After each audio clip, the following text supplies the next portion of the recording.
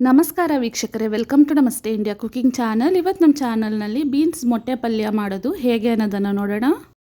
1/4 kg ಬೀನ್ಸನ್ನು ನಾರು ತೆಗೆದು ತೊಳೆದು ಕಟ್ ಮಾಡಿ ಇಟ್ಟಿದ್ದೀನಿ. ಇದಕ್ಕೆ 4 ಮೊಟ್ಟೆಗಳನ್ನು ತಗೊಂಡಿದ್ದೀನಿ. ಒಂದು ಕಡಾಯಿನಲ್ಲಿ 2 ಚಿಕ್ಕ ಸೌಟಷ್ಟು ಎಣ್ಣೆ ಬಿಸಿ ಆದಮೇಲೆ 1/4 ಸ್ಪೂನ್ ಸಾಸಿವೆ ಸಿಡಿದಾದ್ಮೇಲೆ ಸಣ್ಣದಾಗಿ ಕಟ್ ಮಾಡಿರುವ ಒಂದು ಈರುಳ್ಳಿ, ಸ್ವಲ್ಪ ಕರಿಬೇವಿನ ಸೊಪ್ಪು, ಹಣ್ಣಾಗಿರುವ 4 ಹಸಿರು ಮೆಣಸಿನ್ಕಾಯನ್ನು ಹಾಕ್ತಾ ಇದ್ದೀನಿ. ಮಕ್ಕಳು ತಿನ್ನಬೇಕಾದ್ರೆ ಬೀನ್ಸಿಗೂ ಮೆಣಸಿನ್ಕಾಯಿಗೂ ವ್ಯತ್ಯಾಸ ಕಾಣೋಕ್ಕೋಸ್ಕರ ಈ ರೀತಿ ಕೆಂಪು ಮೆಣಸಿನ್ಕಾಯನ್ನು ಹಾಕಿದ್ದೀನಿ.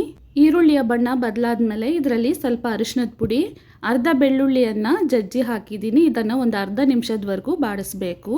ಇದಾದಮೇಲೆ ಕಟ್ ಮಾಡಿರುವ ಬೀನ್ಸನ್ನು ಹಾಕ್ತಾ ಇದ್ದೀನಿ. ಒಂದು ಬಾರಿ ಚೆನ್ನಾಗಿ ಮಿಕ್ಸ್ ಮಾಡಿ ಅರ್ಧ ಸ್ಪೂನ್ ಉಪ್ಪು ಹಾಕ್ತಾ ಇದ್ದೀನಿ.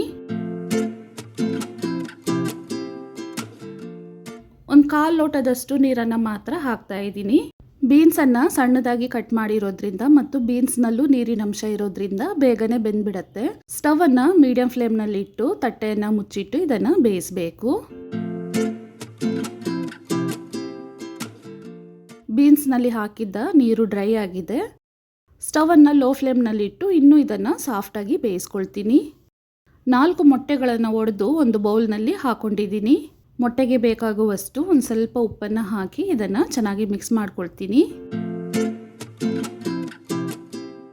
ಬೀನ್ಸ್ನಲ್ಲಿದ್ದ ನೀರಿನಂಶ ಈ ರೀತಿ ಪೂರ್ತಿಯಾಗಿ ಡ್ರೈ ಆಗಬೇಕು. ಬೀನ್ಸ್ನು ಇವಾಗ ಚೆನ್ನಾಗಿ ಬೆಂದಿದೆ. ಮಿಕ್ಸ್ ಮಾಡಿರುವ ಮೊಟ್ಟೆಯನ್ನು ಹಾಕ್ತಾ ಇದ್ದೀನಿ. ಮೊಟ್ಟೆ ಚೆನ್ನಾಗಿ ಬೆಂದು ಡ್ರೈ ಆಗೋವರೆಗೂ ಇದನ್ನು ಕಲಿಸ್ತಿರ್ಬೇಕು. ಸ್ಟವನ್ನು ಇವಾಗ ಮೀಡಿಯಂ ಫ್ಲೇಮ್ನಲ್ಲಿ ಇಟ್ಟಿದ್ದೀನಿ.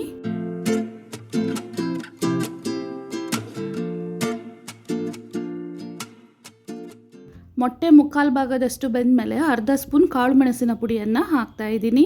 ಇದ್ರ ಜೊತೆಗೇ ಕಟ್ ಮಾಡಿರುವ ಸ್ವಲ್ಪ ಕೊತ್ತಂಬರಿ ಸೊಪ್ಪನ್ನು ಹಾಕಿ ಮೊಟ್ಟೆಯನ್ನು ಪೂರ್ತಿಯಾಗಿ ಬೇಯಿಸ್ಕೊಬೇಕು. ಇವಾಗ ನೋಡಿ, ಮೊಟ್ಟೆ ಪೂರ್ತಿಯಾಗಿ ಬೆಂದು ಚೆನ್ನಾಗಿ ಡ್ರೈ ಆಗಿದೆ. ಸ್ಟವನ್ನು ಆಫ್ ಮಾಡೋಣ. ತುಂಬಾ ರುಚಿಯಾದ ಬೀನ್ಸ್ ಮೊಟ್ಟೆ ಪಲ್ಯ ಇವಾಗ ರೆಡಿಯಾಗಿದೆ. ವೀಕ್ಷಕರೇ, ಈ ರೆಸಿಪಿ ನಿಮಗೆ ಇಷ್ಟ ಆಗಿದ್ದರೆ ನಮ್ಮ ಚಾನಲನ್ನು ಲೈಕ್ ಮತ್ತು ಸಬ್ಸ್ಕ್ರೈಬ್ ಮಾಡಿ. ಧನ್ಯವಾದಗಳು.